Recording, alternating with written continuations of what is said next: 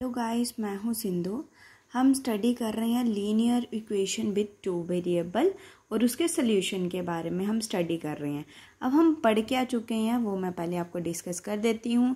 सबसे पहले हमने पढ़ा था सब्स्टिट्यूशन मेथड, सेकंड हमने पढ़ा था elimination method and third one हमने पढ़ा था आपका क्रॉस मल्टीप्लिकेशन मेथड।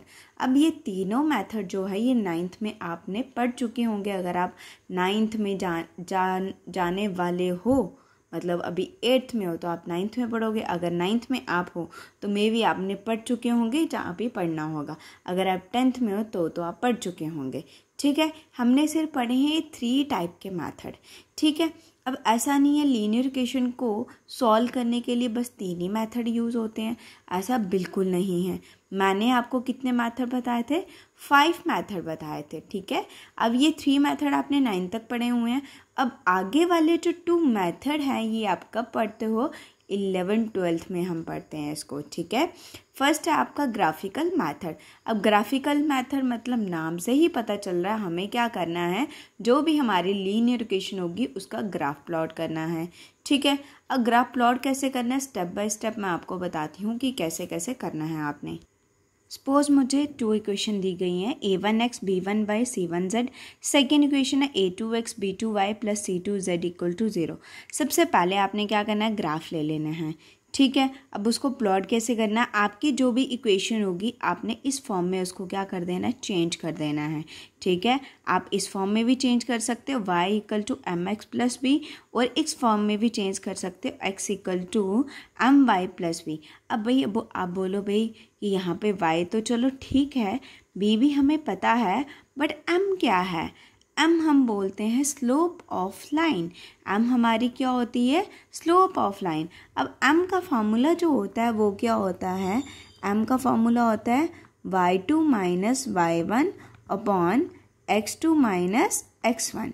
ये हमारा स्लोप का फार्मूला है। m की वैल्यू हम इस तरह से निकाल लेते हैं। ठीक है, जैसे हम m की वैल्यू निकालेंगे, अभी आप बोलोगे भाई हमारे पास y2 y1 की वैल्यू है नहीं, x2 माइनस x1 की वैल्यू नहीं है, तो आपने इसको सॉल्व कैसे करना है मैं आपको सिंपली बता देती हूँ। आपने सपोज मेरे पास फर्स्ट इक्वेशन है, मुझे इसको इस फॉर्म में बनाना है, तो कैसे बनाएंगे? मैं एक इक्वेशन ले लेती हूँ। मैंने इक्वेशन ले ली 3x प्लस 4y किसके इक्वल है? 11 के। मैंने ये इक्वेशन ले ली। अब मुझे ये इक्वेशन इस फॉर्म में क्या करनी है? ट्रांसफ़र करनी है। तो मुझे इस साइड सिर्फ क्या चाहिए? y चाहिए, है ना। तो मैं यहाँ पे क्या करूँगी? यहाँ पे रख लूँगी 4y इक्वल टू यहाँ पे 11 और ये माइनस के 3x इस साइड चले जाएंगे। क्लियर है? अब यहाँ पे 4 क्या हो रहा है? मल्टीप्लाई हो रहा है, इधर जाके क्या हो जाएगा? डिवाइड हो जाएगा। ठीक है, तो ये क्या आ जाएगा मेरा?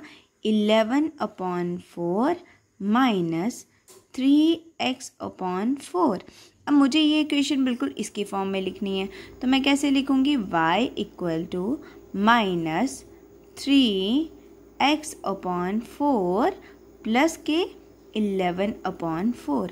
तो देखो ये जो मेरी इक्वेशन है इस फॉर्म में बन गई, जिस फॉर्म में मैंने आपको बताया था इस फॉर्म में बना दिया। सबसे पहले आपकी जो भी इक्वेशन होगी उसको इस फॉर्म में बना लो या फिर इस फॉर्म में बना लो। जैसे मैंने इस फॉर्म में बनाया वैसे आप इस फॉर्म में भी बना सकते हो। आप क्या करो? y वाली टर्म को इस साइड लेके जाओ तो क्या आ जाएगा? 11 माइनस 4y, 3 के साथ डिवाइड कर लो तो क्या आ जाएगा? Minus 4y upon 3 plus 11/3। ये आपकी वैल्यू आ जाएगी। जैसे ही आप इस फॉर्म में बना दोगे फिर आपने क्या करना है? यहाँ पे x की वैल्यू पुट करते जाओ। ठीक है, x की वैल्यू सपोज मैंने पुट करनी है 0 1 2 3 सो ऑन। आप वैल्यू पुट करते जाओ। जैसे जैसे आप x की वैल्यू पुट करते जाओगे वैसे वैसे आपको y की वैल्यू मिलती जाएगी। तो आपने क्या बना देना है? इस तरह सा एक टेबल बना देना है और उसमें वैल्यू रख देनी है। ये आप पढ़ चुके होंगे x और y की। अगर सपोज y की वैल्यू मैंने x की वैल्यू मैंने 0 रखी है तो y की वैल्यू क्या आएगी? 11/4 आएगी ना, है ना। यहाँ पे देख लो, अगर x मैं क्या रखूँ 0 रखूँ तो ये पूरी टर्म 0 बन जाएगी, क्या बचेगा 11/4। वैसे ही आप 1 2 3 वैल्यू पुट कर लो, वैसे वैसे आपके पास y की वैल्यू आ जाएंगी। दोनों इक्वेशन में आपने ऐसे ही करना है। उसके बाद आपने क्या कर देना, ग्राफ प्लॉट कर लेना है। जैसे आपने ग्राफ प्लॉट कर लिया, उसके बाद जहाँ पे ये दोनों लाइनें क्या करेंगी, इंटरसेक्ट करेंगी, वो आपका क्या होगा, सल्यूशन होगा। क्लियर है। बट ऐसा भी हो सकता है कि आपकी लाइनें जो है इंटरसेक्ट करें ही ना, पैरेलल भी हो सकती हैं, ओवरलैप भी हो सकती है, कोइंसाइड भी हो सकती हैं, तो आप कैसे कंफर्म करोगे। तो इतना सब करने से पहले अगर सपोज आपने ये पूरा ग्राफ बना चुके हो, उसके बाद लाइनें जो हैं इंटरसेक्ट कर ही नहीं रही हैं, तो आप बोलोगे भाई इसका सल्यूशन क्या होगा। तो फर्स्टली ये सब काम करने से पहले हम पहले चेक कर लेंगे कि हमारी लाइनें इंटरसेक्ट करती हैं या नहीं करती हैं, पैरेलल हैं या नहीं है, या फिर कोइंसाइड है, जो भी हम सबसे पहले क्या करेंगे, चेक कर लेंगे। अब उसके लिए फार्मूला क्या है वो मैं अभी आपको बताती हूँ। हमारे पास ये दो इक्वेशन है ना। तो सबसे पहले हमने चेक करना है कि A1/A2 अगर इक्वल नहीं होता है किसके, B1/B2।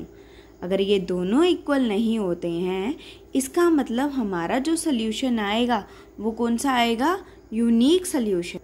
यूनिक सल्यूशन का मतलब कि हमारी दोनों लाइनें जो होंगी वो इंटरसेक्ट करेंगी, एक सिंगल पॉइंट पे इंटरसेक्ट करेंगी, और जिस पॉइंट पे इंटरसेक्ट करेंगी वो हमारी क्या हो जाएगी, x और y की वैल्यू हो जाएगी। अब ऐसा भी हो सकता है कि A1 और A2 दोनों क्या हैं, मतलब A1/A2 और B1/B2 दोनों इक्वल आते हैं। बट ऐसा हो सकता है कि C1/C2 उसके इक्वल ना हो।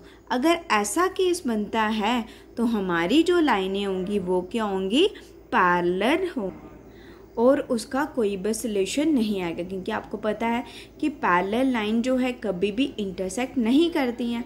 अगर वो इंटरसेक्ट ही नहीं करेंगी तो सॉल्यूशन क्या आएगा, हमें सॉल्यूशन कहाँ मिलेगा, इंटरसेक्टिंग पॉइंट पे मिलेगा ना, जहाँ पे सिंगल पॉइंट पे वो इंटरसेक्ट करती हैं वहाँ पे हमें मिलेगा। अगर पैरेलल लाइन है तो वो इंटरसेक्ट कभी करेंगी नहीं, ना ही हमें कोई सॉल्यूशन मिलेगा। तो हमने लिख लिया कि सबसे पहले हमने चेक कर लेना कि A1/A2 अगर इक्वल आता B1/B2, तो अगर ये दोनों चीज़ें इक्वल आती है C1/C2 के, तो मतलब हमारी लाइन्स क्या होगी, पैरेलल होगी। अब लास्ट केस हमारे पास क्या आता है कि अगर मेरा A1/A2 ये इक्वल किसके आता है, B1/B2, ठीक है, और ये इक्वल किसके आता है, C1/C2 के, ठीक है। अगर सभी इक्वल आ जाते हैं तो इसका मतलब मेरी जो लाइन है वो क्या कर रही है, कोइंसाइड कर रही है। कोइंसाइड का मतलब कि एक लाइन के ऊपर दूसरी लाइन क्या कर रही है, ओवरलैप कर रही हैं। मतलब मेरी जो लाइनें हैं वो एक दूसरे को कोइंसाइड कर रही हैं। अब कोइंसाइड का मतलब क्या, एक लाइन के ऊपर दूसरी लाइन ओवरलैप कर रही है, मतलब सभी पॉइंट पे दूसरी लाइन जो है सभी पॉइंट पे क्या कर रही हैं, दोनों लाइनें इंटरसेक्ट कर रही हैं। इसका मतलब क्या होंगे, एक लाइन में तो बहुत ज़्यादा क्या होते हैं, पॉइंट्स होते हैं, है ना। तो उसका जो सोल्यूशन आएगा वो हमारे पास क्या आ जाएगा, इनफाइनाइट नंबर ऑफ सोल्यूशन, क्योंकि हम नहीं बता सकते कि भाई कितने सोल्यूशन आएंगे, एक आएंगे, दो आएंगे, बहुत ज़्यादा आएंगे, क्योंकि एक लाइन पे बहुत पॉइंट होते हैं, जितने पॉइंट होंगे उतने ही क्या होंगे, सोल्यूशन होंगे। तो मैंने आपको बता दिया, जो भी आपका ग्राफिकल मेथड है सबसे पहले आपने ये चेक कर लेना है। इसको चेक करने के बाद जो मैंने आपको पहले प्रोसीजर बताया कि सबसे पहले लाइंस को, आपकी इक्वेशन को कन्वर्ट कर दो इस फॉर्म में कन्वर्ट करने के बाद आपको क्या करनी है, वैल्यू पुट करनी है एक्स वाई जेड की, और जो भी वैल्यू आएगी ग्राफ पे प्लॉट कर लो। आई होप आपको ग्राफ पे प्लॉट करना आता होगा। तो आपने क्या करना है, सिंपली ग्राफ पे प्लॉट करना है और वैल्यू फाइंड कर लेनी है। क्लियर है। आई होप आपको अच्छे से समझ आया होगा। अगर आपको फिर भी कोई डाउट है, कोई क्यूरी है, तो आप मुझे कमेंट सेक्शन में बता सकते हैं। अगर आपको किसी और टॉपिक पे वीडियो चाहिए तो वो भी आप मुझे कमेंट सेक्शन में बता सकते हैं। Thank you.